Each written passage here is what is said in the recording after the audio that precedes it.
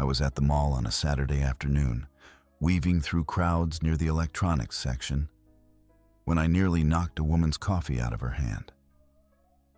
We both apologized at the same time, laughing at the awkwardness, and when I finally looked up at her face, something clicked. I knew her. Not personally, but I'd seen her before. In photos my wife posted from company events, always in the background of those forced group shots everyone takes at office parties. Rachel. That was her name. I remembered because my wife had mentioned her once or twice, usually in passing, never with much warmth. "You work with my wife, right?" I said, more statement than question. "At Schroeder Analytics?" Her expression shifted. Recognition, then something else. Surprise, maybe confusion. "Yeah, I do. You're her husband." She paused, glancing around like she was checking if anyone else was listening. "Wait, what are you doing here? Aren't you supposed to be in Chicago with her?" I laughed. It was an automatic response, the kind you give when someone says something that doesn't make sense. "No, she's the one in Chicago. Some analytics conference. 3 days. Left Thursday morning." Rachel's face went completely blank. Not confused. Blank. Like someone had just told her something that broke the logic of her entire day. Then she let out this short, dry laugh that didn't sound like humor at all. "Business conference," she repeated slowly, almost to herself. "Yeah," I said, suddenly aware that something was very wrong. "Some summit thing. Why?" She set her coffee down on a nearby table and crossed her arms. Her jaw tightened. "Look, I wasn't planning to get involved in this, but you seem like a decent guy, and honestly, you deserve to know the truth." My stomach dropped. "Know what?" "Your wife isn't in Chicago." Her voice was flat, matter of fact. "She's spending these 3 days at our boss's place." The words hit me like cold water. I just stood there, staring at her, trying to process what she'd just said. "What? His house?" "His house," Rachel confirmed. "She's been there since Thursday. And before you ask, yes, it's exactly what it sounds like." I felt my hands tighten into fists at my sides, but I kept my voice level. "That's not possible. She showed me her flight confirmation, talked about the hotel, the whole thing." Rachel's expression softened slightly, but her tone stayed firm. "I'm sorry, but it's true. And it's not even the first time. She's done this before, multiple times. Uses business trips as cover." "Why would you tell me this?" I asked, my voice harder than I intended. She didn't flinch. "Because I'm tired of watching her play games. At the office, she acts like she owns the place. She uses her situation with our boss to get better assignments, better hours, basically whatever she wants. And you know what else? She constantly tries to sabotage me." "Sabotage you?" "Yeah." Anger crept into Rachel's voice now. "She spreads rumors about my work, tries to make me look incompetent in front of him, undermines my projects, all because she sees me as competition. She acts like she's untouchable because of their little arrangement." I clenched my jaw. My mind was racing, replaying the last few months. The late nights, the sudden, urgent work trips, the way she'd been glued to her phone lately, smiling at messages she never showed me. It all started clicking into place, like puzzle pieces I'd been ignoring. "I can show you proof if you want," Rachel offered. "Screenshots from work group chats. Times she said she was busy with a project, but was clearly somewhere else. I've got receipts." "Why now?" I asked. "Why tell me this today?" She met my gaze directly. "Because I'm done watching her get away with it. She treats people like garbage, manipulates everyone around her. And you're getting played the hardest. You don't deserve that." I ran a hand through my hair, feeling the anger building but keeping it controlled. This is a lot to take in. I know, Rachel said quietly. And look, I get that this is awkward, but you needed to know. She's not the person you think she is. I took a deep breath. Do you have time to grab dinner tonight? I need to hear everything you know. Rachel nodded.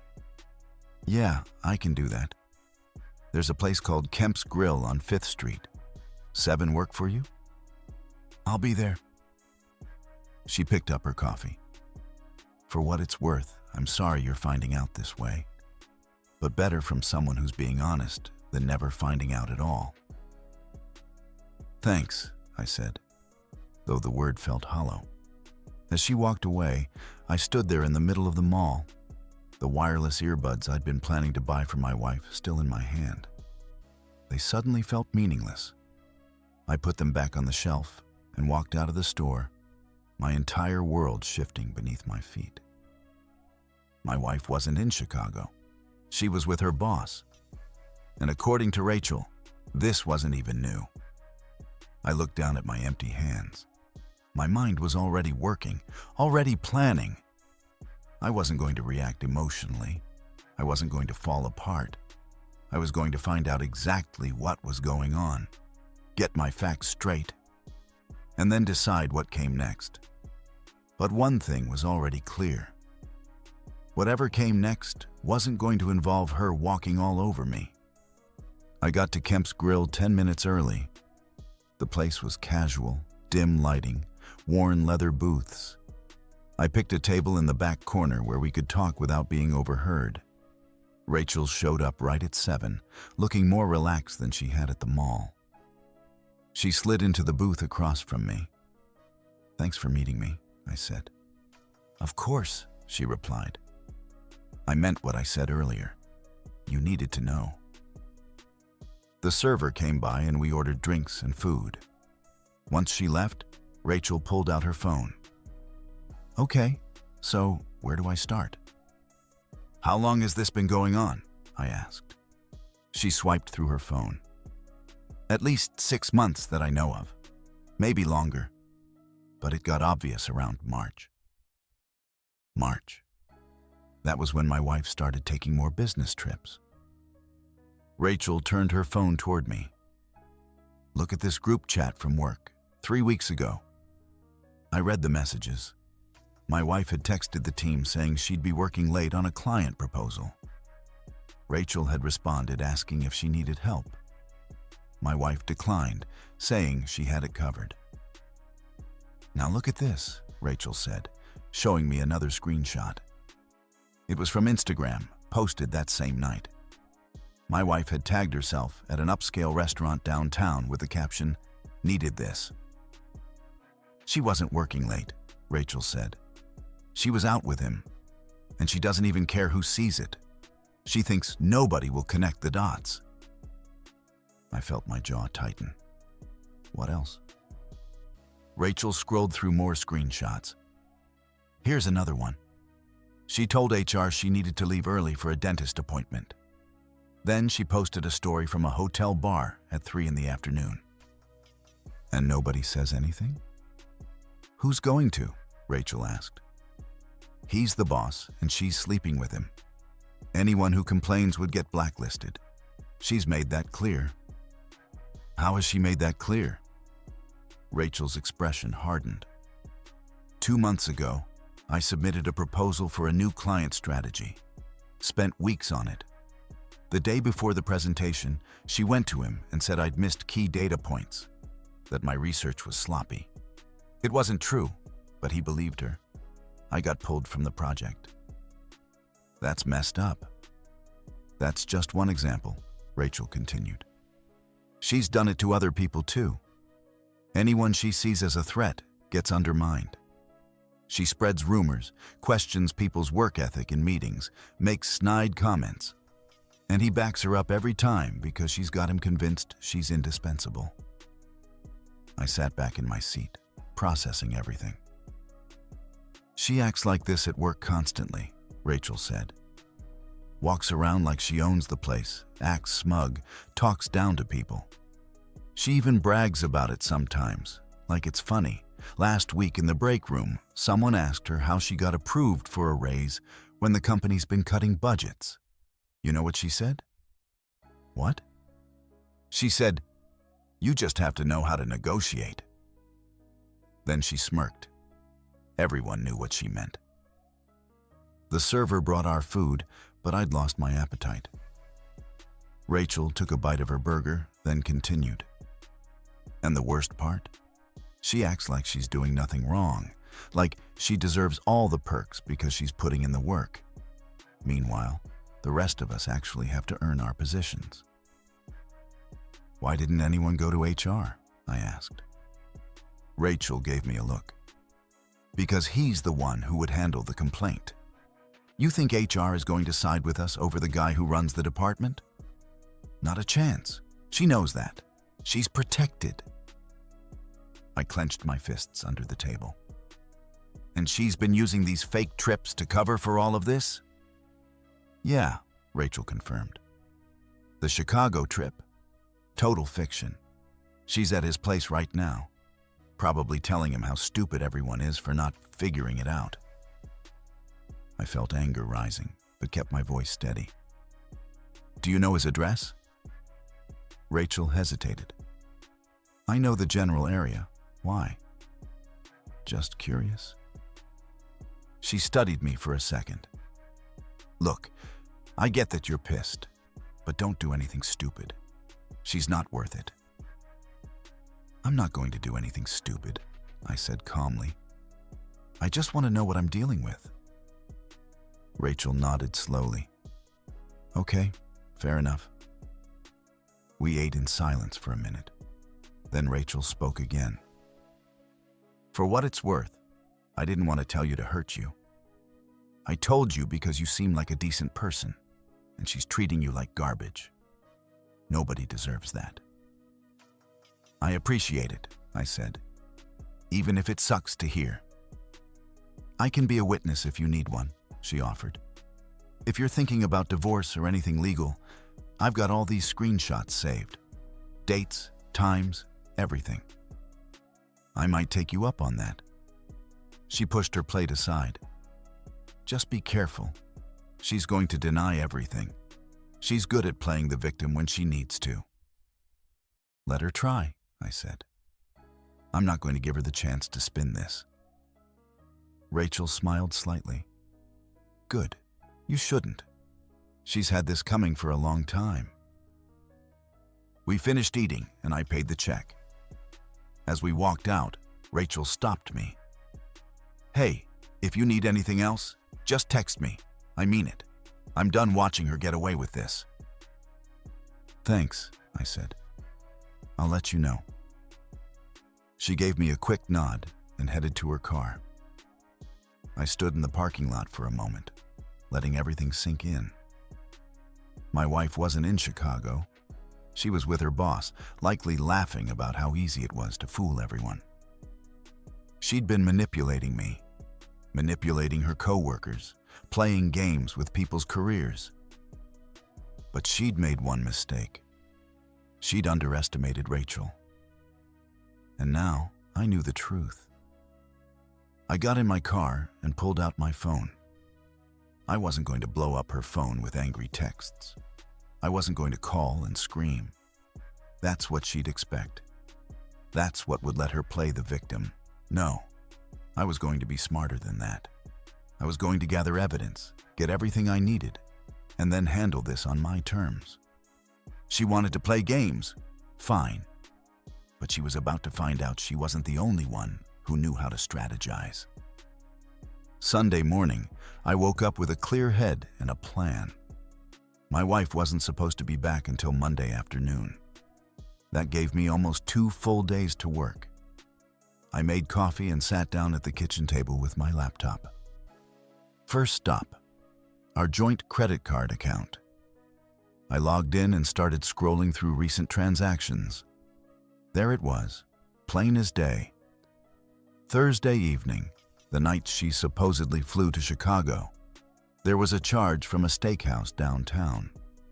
Friday afternoon, a wine bar 6 blocks from our apartment. Saturday morning, a boutique coffee shop I'd never heard of. 0 charges from Chicago, not one. I took screenshots of everything, saving them to a secure folder on my computer. Then I checked our shared banking app. She'd been pulling cash too, probably trying to cover some tracks. But the ATM withdrawals showed locations, and every single one was local. Next, I opened the location sharing app we'd set up last year.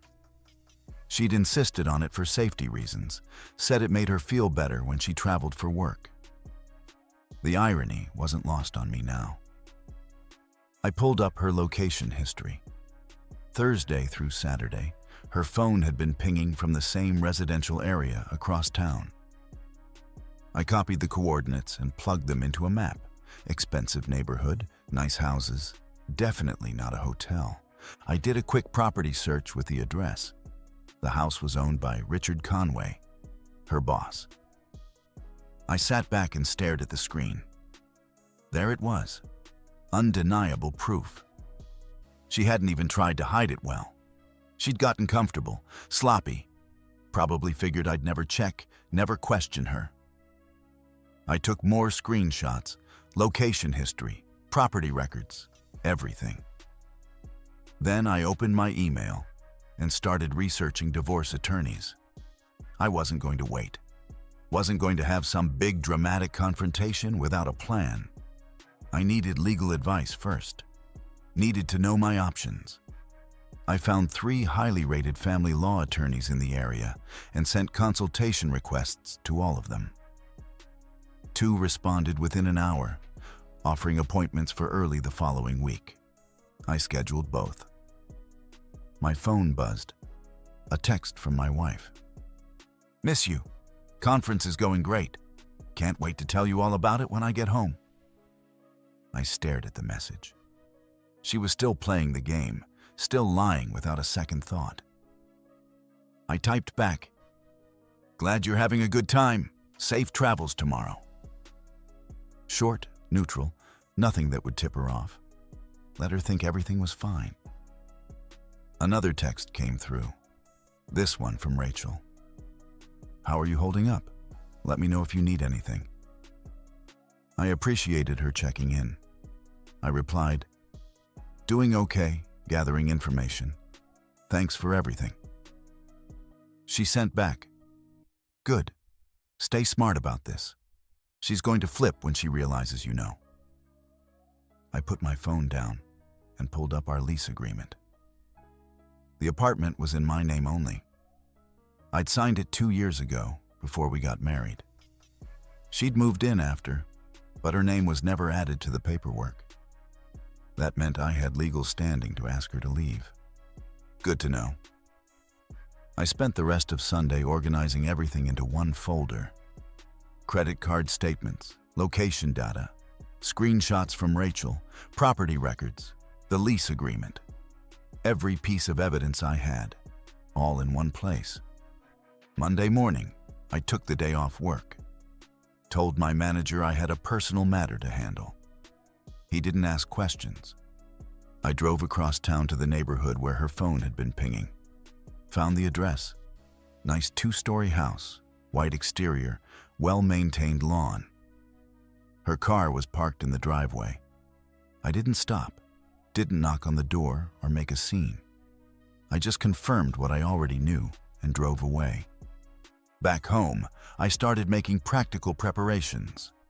I changed the password on our streaming accounts, removed her access to my personal email, updated my banking app to require biometric login. I wasn't locking her out yet, just protecting what was mine. Around 2 in the afternoon, my phone rang. One of the divorce attorneys. "Hello, this is Attorney Bishop," the voice said. "I got your consultation request. Are you available to talk briefly?" "Yes, absolutely," I said. "Good. Based on what you described in your email, I'd like to meet with you tomorrow morning if possible. I think we can move quickly on this." Tomorrow works, I confirmed. Excellent. Come prepared with any documentation you have. Financial records, evidence of infidelity, anything relevant. I've got everything ready. Perfect.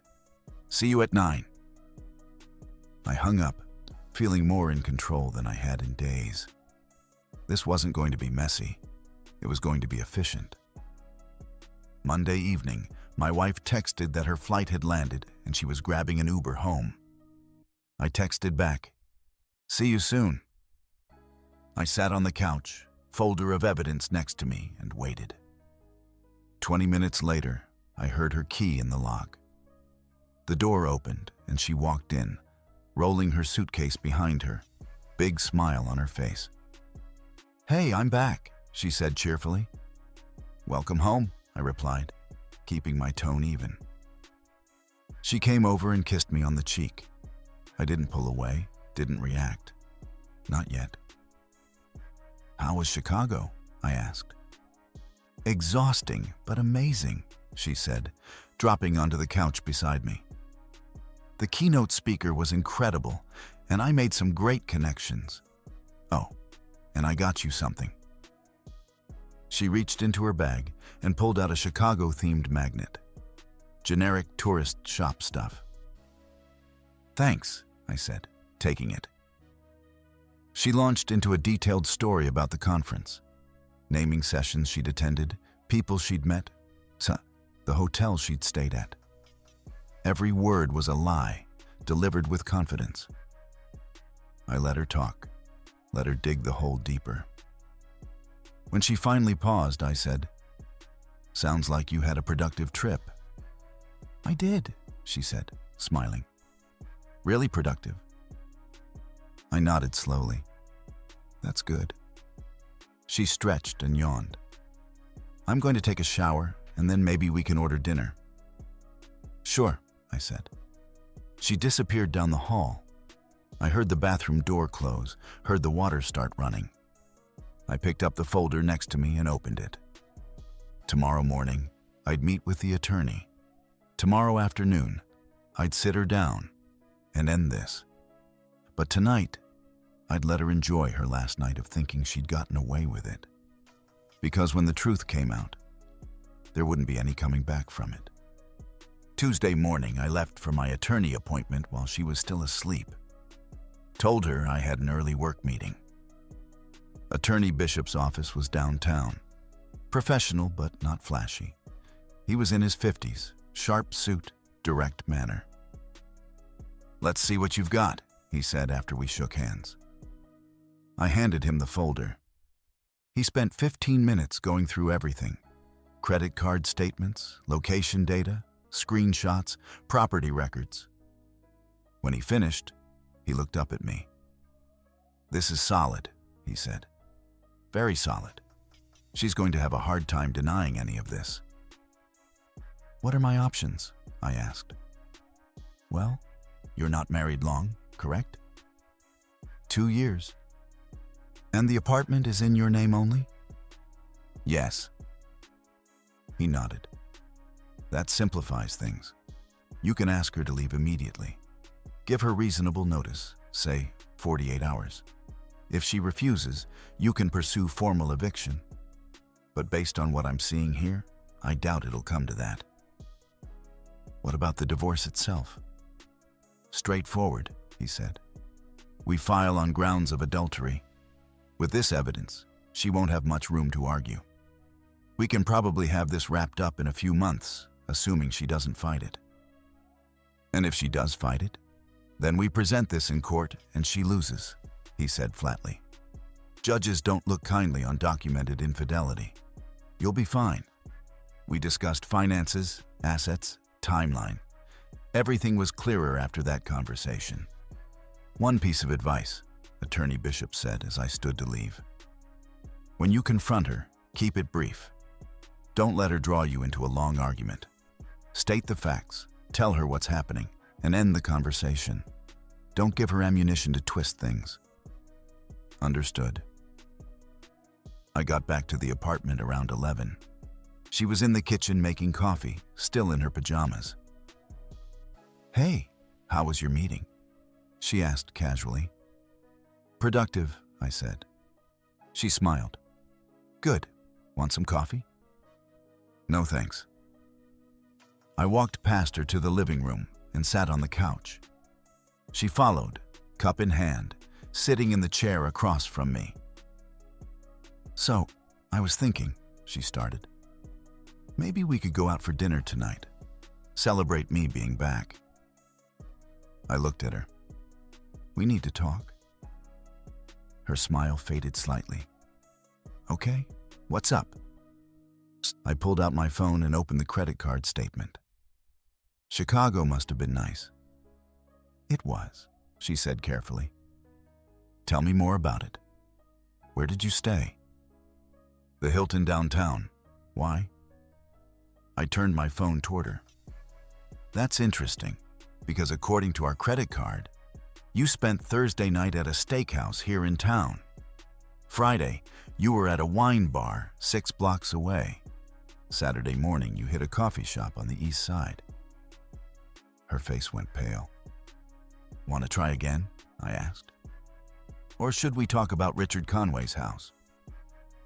She set her coffee cup down with shaking hands. "What are you talking about?" "Cut the act," I said flatly. "I know you weren't in Chicago. I know you were at your boss's place. I know about the affair." "That's not true," she stammered. "Who told you that?" "Does it matter? I've got the evidence. Location data from your phone, credit card charges, property records. It's all right here." She opened her mouth, closed it, opened it again. "Okay, look, I can explain." "I don't want an explanation," I interrupted. "I'm not interested in hearing you try to justify this." "It wasn't like that," she insisted. "It just happened. I didn't mean for it to go this far." "Stop talking." She froze. I leaned forward. "Here's what's going to happen. I met with a divorce attorney this morning. Papers will be filed by the end of the week. You have 48 hours to find somewhere else to stay. The apartment's in my name, so you're leaving." "You can't just kick me out," she said, voice rising. "Yes, I can. The lease is mine. You're not on it. Check with a lawyer if you want, but I already did." "This is insane," she said, standing up. "You're overreacting. We can work this out. Go to counseling or something." "I'm not going to counseling with someone who lied to my face for months," I said coldly. "We're done. That's not up for debate." She started crying. "Please, just listen to me. It was a mistake. I'll end it. I'll quit my job. Whatever you want. I don't want anything from you except for you to be gone by Thursday night." "Where am I supposed to go?" "That's not my problem. Stay with a friend, get a hotel, move in with Richard for all I care. Just be out." She wiped her eyes. "You're being cruel." "No," I said, standing up. "I'm being clear. You made your choices. These are the consequences." "What about our marriage?" she asked desperately. 2 years together, and you're just throwing it away." I walked to the closet and grabbed a bag, tossing it to her. "You threw it away when you decided to spend 3 days with your boss. I'm just acknowledging what's already done." She tried a different approach. "People make mistakes. You're not perfect either." "You're right. I'm not perfect," I said. "But I didn't cheat. I didn't lie about where I was. I didn't manipulate my coworkers and sleep with my boss for favors." Her face flushed. "What are you talking about?" "I know about the rest of it too," I said. "How you use him to get better assignments. How you sabotage people who threaten you. How you walk around the office acting like you own the place." "Who told you that?" she demanded. "Doesn't matter. What matters is it's true. And I'm done being married to someone who operates like that." She sat back down, head in her hands. "This isn't fair." "48 hours," I repeated. "Pack your things and go." She looked up at me, mascara running. "And if I don't?" "Then I'll start formal eviction proceedings. Your choice. But either way, you're leaving." She stared at me for a long moment, probably searching for some angle, some way to turn this around. She wasn't going to find one. Finally, she stood up and walked to the bedroom without another word. I heard drawers opening, hangers sliding across the closet rod. I sat back down on the couch and exhaled. It was done. The confrontation I'd been planning, the moment where everything came out. It was over in less than 10 minutes. No yelling, no drawn-out argument, no giving her the chance to twist the narrative. Just facts and consequences. An hour later, she came out with 2 suitcases. Her eyes were red, but she wasn't crying anymore. "I'll be back for the rest of my stuff," she said quietly. "Fine. Let me know when, and I'll make sure I'm here." She paused at the door. "You're really not going to give me a chance to fix this?" "There's nothing to fix," I said. "This is over." She left without another word. The door clicked shut behind her. I sat in the silence for a while. Then I texted Rachel. "It's done. She's out." Rachel replied almost immediately. "Good for you. How are you feeling?" "Honestly, relieved." "That's the right reaction. You did the right thing." I looked around the apartment. It already felt different. Lighter somehow. She'd had her chance to be honest, to be faithful, to be a decent person. She'd chosen otherwise. Now she'd have to live with that choice. And I'd move forward without her. The next 2 days were a blur of ignored calls and blocked numbers. Wednesday morning, my phone started ringing at 7. Her number. I declined the call. She called again 5 minutes later. Declined. By noon, she'd called 12 times. I blocked her number. 10 minutes later, a text from an unknown number. "Please, we need to talk. This is ridiculous." I blocked that one too. Thursday afternoon, her mother called. I almost didn't answer, but decided to get it over with. "Hello?" "How dare you throw my daughter out of her home?" She started immediately, voice sharp. "The apartment isn't her home," I said calmly. "It's mine. She's not on the lease." "You can't just abandon your wife like this." "I'm not abandoning her. I'm divorcing her for cheating. There's a difference." "She made a mistake," her mother insisted. "Everyone makes mistakes. You're being vindictive." "She didn't make a mistake," I said. "She had an affair for months, lied repeatedly, and manipulated people at her job. Those are choices, not mistakes." "You don't understand the pressure she was under," her mother tried. "I don't care about the pressure she was under," I interrupted. "She's an adult. She made her decisions. Now she's dealing with the consequences. This conversation is over." I hung up and blocked her mother's number.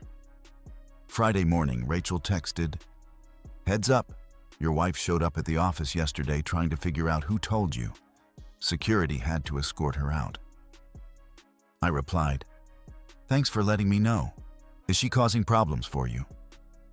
She tried, but honestly, everyone's tired of her drama. HR's already aware of the situation with the boss. They're handling it. That was good to hear. At least there'd be consequences for both of them at work. Friday evening, I came home to find my ex sitting on the stairs outside the apartment building. She stood up when she saw me. "We need to talk," she said.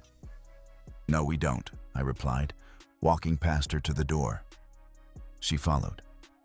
"Just 5 minutes, please." "You had months to talk to me honestly. You chose to lie instead. We're done talking." "I know I messed up," she said, voice breaking. "But I love you. I want to fix this." I stopped and turned to face her. You don't love me. If you did, you wouldn't have spent 3 days with your boss while telling me you were in Chicago. I do love you, she insisted. I just got confused. He was my boss. I felt pressured. I didn't know how to say no. I almost laughed. You felt pressured? Rachel told me you bragged about it at work. You used him to get raises and better assignments. Stop trying to play the victim. Her expression changed, anger flashing across her face. Rachel, of course it was her. She's always been jealous of me. Jealous, I said flatly. You sabotaged her work and spread lies about her. She had every reason to tell me the truth. She's lying to you, my ex said desperately. She's trying to break us up because she wants you for herself. That's pathetic, I said. Even now you're trying to manipulate the situation. I'm not interested in Rachel. I'm just done with you. Where am I supposed to go? She asked, switching tactics again. I can't afford a place on my own right now. Stay with friends. Stay with your mother. I genuinely don't care. You're being cruel, she said, tears forming. No, I'm being honest. You want me to feel sorry for you, but I don't. You made this mess. You figure it out. She stepped closer. Please, just give me one more chance. I'll prove I can change. I moved back. I'm not giving you anything. The divorce papers are filed. My attorney will contact yours once you get one. Until then, stay away from me. What about my stuff? She asked. Text me when you want to pick it up. I'll be here, but that's it. No more conversations.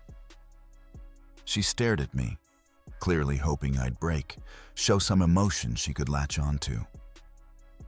I didn't give her anything. Finally, she turned and walked away. I went inside, locked the door, and exhaled. My phone buzzed. Another unknown number. Text message. This isn't over. You're going to regret this. I took a screenshot and forwarded it to Attorney Bishop with a note. FYI, she's now sending threats from different numbers. He responded, document everything. If it continues, we can pursue a restraining order. I saved the message and blocked the number. Saturday morning, I changed the locks. Called a locksmith. Had new deadbolts installed on both doors. Cost me $200, but it was worth the peace of mind. That afternoon, I got a call from an unknown number. Against my better judgment, I answered. Stop ignoring me, my ex said immediately. How many numbers do you have? I asked. As many as I need, she snapped. You can't just shut me out like this. Yes, I can. It's called blocking. Try respecting boundaries. I need to get my things from the apartment. Fine. Sunday afternoon, 2 o'clock. Come get your stuff. I'll have everything packed and ready. I want to talk when I come over. No. You come in, you take your things, you leave. That's it. You're being unreasonable. Sunday, 2 o'clock. Show up or don't. I don't care. But if you're not there, I'm donating everything. I hung up before she could respond. The rest of Saturday, I packed up her belongings. Clothes, toiletries, random items she'd left around the apartment. Everything went into boxes. I stacked them by the door. Sunday at 2 o'clock, there was a knock. I opened the door to find her standing there with her mother. I brought backup, my ex said. That's fine, I replied. But you've got 30 minutes. Take your boxes and go. Her mother glared at me. You should be ashamed of yourself. I'm not, I said simply. They started carrying boxes out. My ex tried several times to start a conversation, but I shut her down each time. "Where's my jewelry box?" she asked at one point. "Right there, second box from the left." "Did you go through it?" "No, I packed it exactly how I found it." She opened it, checked inside, then closed it again, clearly hoping I'd stolen something so she'd have ammunition against me. After 25 minutes, everything was loaded into her mother's car. My ex stood in the doorway one last time. "This is your last chance," she said. "If I walk out now, that's it." "Good," I said. "That's exactly what I want." She searched my face for any sign of hesitation. Found nothing. "You're going to regret this," she said quietly. "No, I'm not." She left. I closed the door and locked it with a new deadbolt. My phone buzzed. "Rachel." "How'd it go?" "She got her stuff. She's gone for good now." "How are you holding up?" "Better than I expected. Feel like I can finally breathe." "That's good. You deserve peace. Let me know if you need anything." I looked around the apartment. It was mine again. Completely mine. No more lies, no more manipulation, no more walking into a situation I didn't fully understand. Just clean space and a clear path forward. The divorce would take a few months to finalize. But the hard part was over. She was out of my life, and I had no intention of ever letting her back in. 3 months later, the divorce was finalized. She didn't show up to the final hearing. Attorney Bishop called with the news. "It's done. You're officially divorced." "Thanks for everything," I said. Rachel texted that week. "Heard the news. How are you feeling?" "Good. Finally finished." "Coffee this weekend?" "Sure." We met downtown. She looked relieved. "You look better," she said. "I feel better," I admitted. "Turns out removing toxic people improves your life." She laughed. Who knew? "What happened at work?" I asked. Rachel smiled. "HR investigated everything. Your ex and the boss got formal reprimands. She ended up quitting because nobody wanted to work with her anymore." "Seriously?" "Yeah. She tried playing victim, but too many people knew the truth." "Good." We talked for an hour about normal things, work, hobbies, life. It felt refreshing. "I'm glad I ran into you at the mall," Rachel said as we left. "So am I," I replied. "Saved me from wasting more time." I drove home feeling lighter than I had in months. The apartment was mine, my life was mine, and I'd handled everything without losing my dignity. No second chances, no reconciliation, no looking back. Just a clean break and a fresh start. Exactly what I needed. Sometimes the hardest lessons teach you the most valuable truths. I learned that trust isn't just about believing someone. It's about noticing when the pieces don't fit.